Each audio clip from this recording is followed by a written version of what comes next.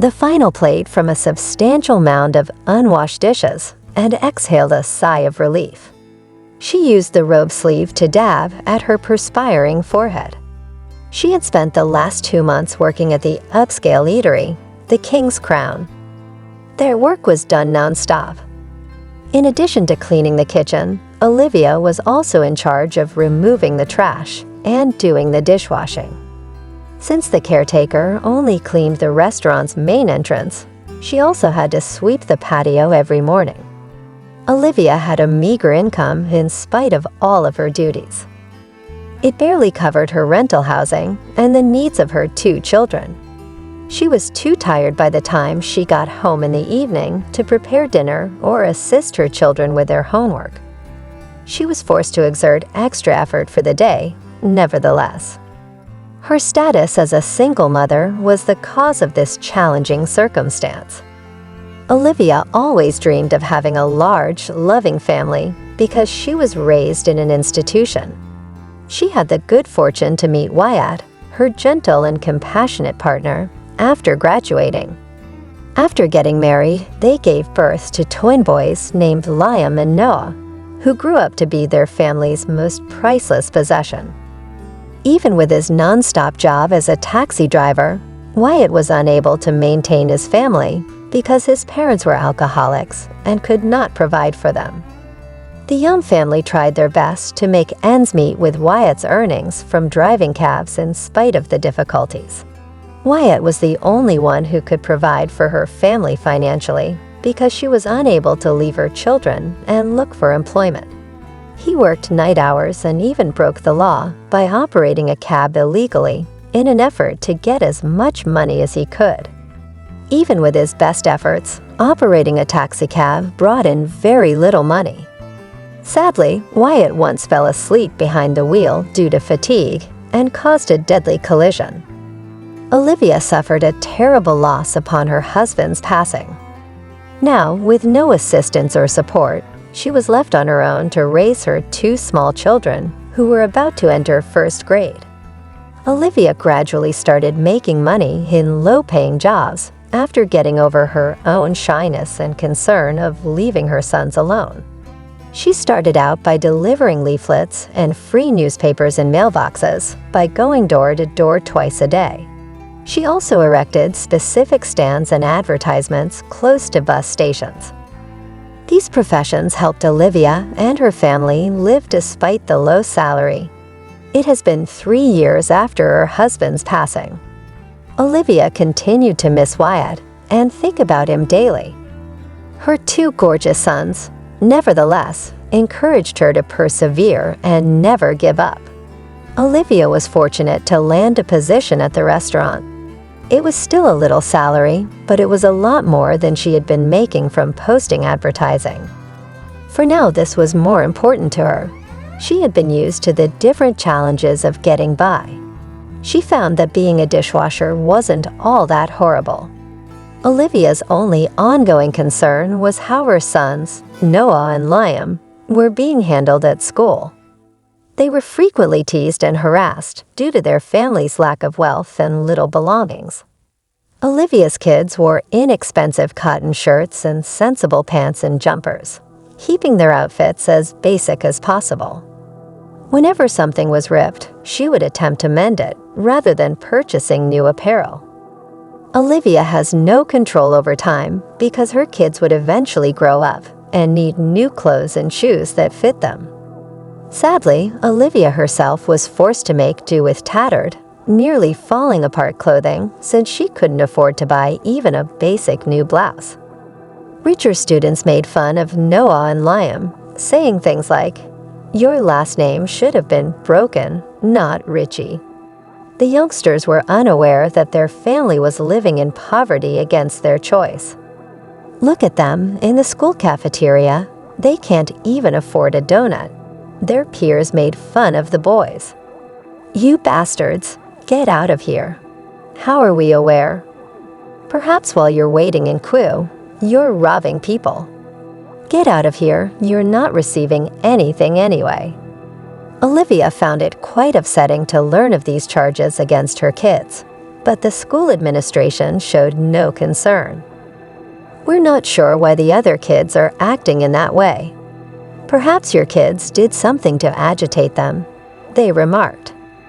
Because of their challenging circumstances, Olivia frequently wished she could take her twin sons and enroll them in a school far away where they wouldn't be bullied.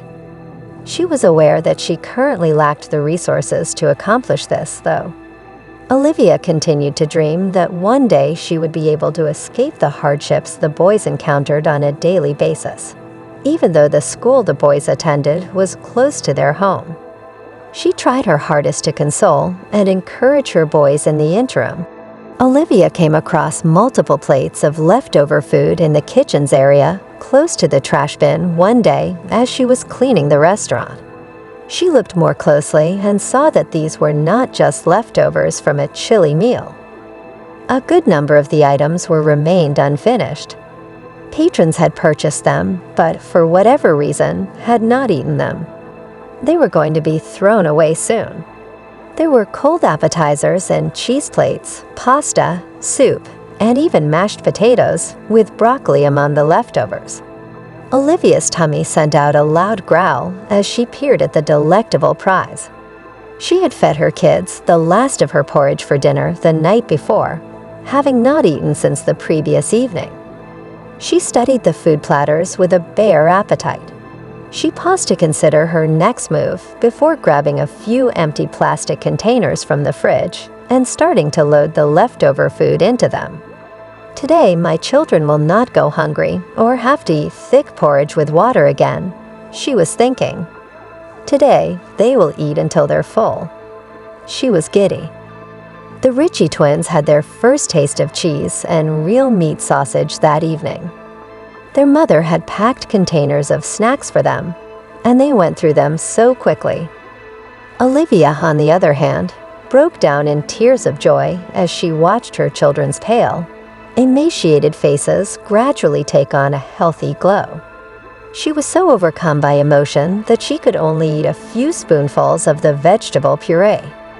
From that point on, Olivia would stealthily remove the hardly touched plates from the restaurant each evening and bring them home to feed her sons. She never took what was prepared for future service and would only take what the guests had blatantly refused to consume. She was aware that the patrons who turned down the food they had paid for would not return. The majority of the King's Crown's guests were often extremely rich individuals who didn't care if a dish was turned down. They wouldn't think it a big deal if they spent hundreds of dollars in a single evening at a restaurant. Olivia adopted a stray puppy she had seen in a nearby trash yard one day. Cooper was incredibly well-groomed and submissive. His long, hairy ears were always twitching in all directions, as though he was trying to take in everything that was going on around him. He always had a defiant look in his black eyes when he met Olivia or her twins. Olivia had initially just given the stray animal food, but her kids persuaded her to bring him home as she had become attached to him. The restaurant hostesses made fun of Olivia, assuming she was taking the food home for her dog, as they were unaware of her family. Fred used to quip, "God, she's like a skeleton herself." It would be better if Olivia herself ate something. She just gives everything to her dog. Everything proceeded smoothly for a few months until the King's Crown was transferred. Stephen Brooks took over as the restaurant's new owner. Despite his youth and ambition, he was driven to rule everyone and everything. As a businessman, he was concerned that his staff would routinely steal from his restaurant. For this reason, he relocated from the big city to the province in an effort to stop theft before it started. A number of security cameras were placed throughout the business by Mr. Brooks, who also kept an eye on the staff whenever he could. He noticed Olivia stealing leftover food that customers had not completed one evening when he stayed late at work. He watched her as she packed them into containers and headed off.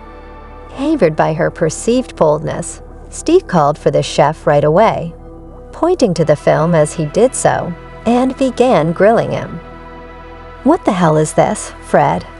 Clearly agitated, the owner inquired, "You hand me a pig in a dishwasher's robe as payment for giving me the rise you requested. How come this woman is carrying food out of the kitchen with such ease? Did you allow her to go?" The owner's rage over some cuisines surprised the chef, who became pale. Fred nervously said, "Well, Mr. Brooks, we received paid for the food." In the morning, these leftovers were simply going to be tossed away. She can finally feed her dog, at least. Then, as if having a light bulb moment, Fred hurriedly said, "You know what? I don't know." "I'm not sure, because Olivia leaves last practically every time. We ought to see how she's doing." The cook fell silently and elegantly. Mr. Brooks released Fred and started thinking. He would have to go face to face with the dishwasher and put her under duress if he wanted to stop the growing number of thefts. He would even threaten to fire her if necessary. The businessman found Olivia's home address, got in his car, and drove directly to her residence, determined to find the truth. He took a long time practicing his speech on the way, practicing how he would chastise the woman for her small-time thievery. He therefore imagined asking himself, "Young lady, what were you doing there? How are you able to sneak food from the restaurant kitchen with such ease? Yes, it may be leftovers for which the whole bill has already been paid. However, how can one give a dog raw food? Although I recognize that there will always be some waste, these ingredients are pricey. Food costs are skyrocketing, the economy is in trouble, and what you're doing is basically like stealing from the corporation." When Mr. Brooks got closer to the property, he realized that he had drove to one of the most impoverished and dilapidated neighborhoods on the outskirts of the city. Mr. Brooks reluctantly rang the doorbell as he upped the worn-out steps. Olivia herself answered the door a little later. Her dog started barking, but she quickly stopped it and turned to stare in shock at her unexpected late-night guest. With a quick hello, Mr. Brooks said, "Good afternoon. Are you Olivia Ritchie, if I'm not mistaken?" Olivia kept her bewildered expression on his face. "Yes, it's me," the finally astonished woman said. "But who are you?" "I apologize for asking." Olivia was unaware of the new restaurant owner's appearance because she had not yet met him. "Oh, I'm sorry for showing up at this hour. The King's Crown now belongs to me. I am having a serious talk with you. Could I please enter?" Olivia sought to quiet the dog so she could let the guy inside, but the dog persisted in barking. As soon as he entered, Mr. Brooks saw the challenging circumstances the family was living in.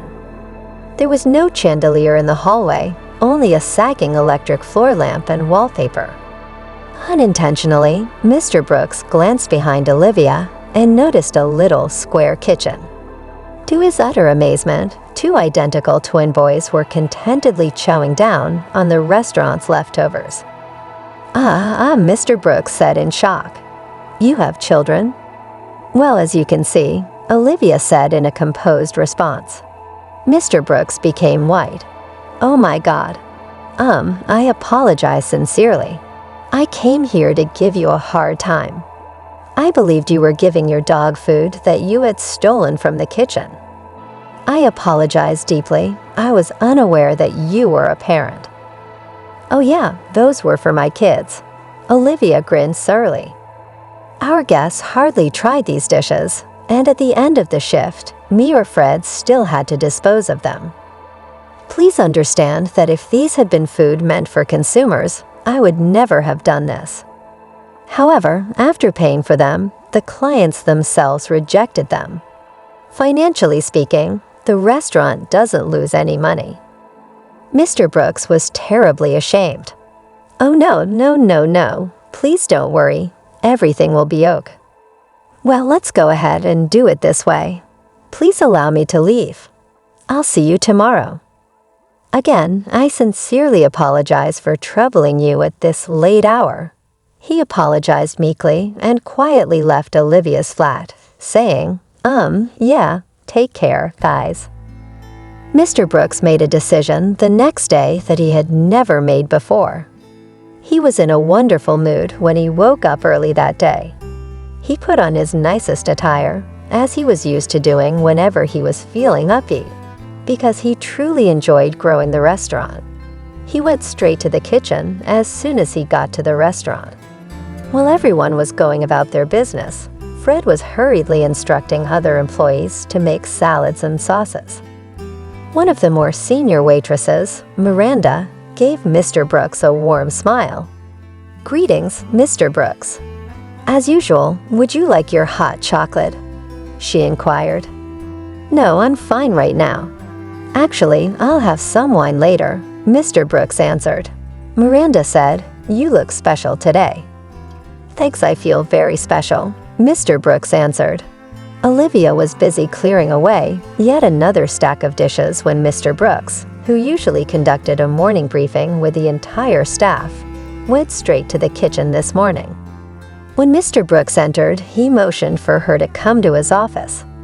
Olivia's heart fell. She had no idea what would happen. She looked directly at Miranda, who gave her a simple grin in return. "I don't think he will fire you, so don't worry." Miranda reassured her, "I'll tell you more. He kind of seems different today." Olivia rang Stephen's office doorbell and asked to be let inside. His office sounded loudly as he leaped from his desk and dashed towards the door. "Hello, Olivia. Yes, please enter and have a seat. How are you today?"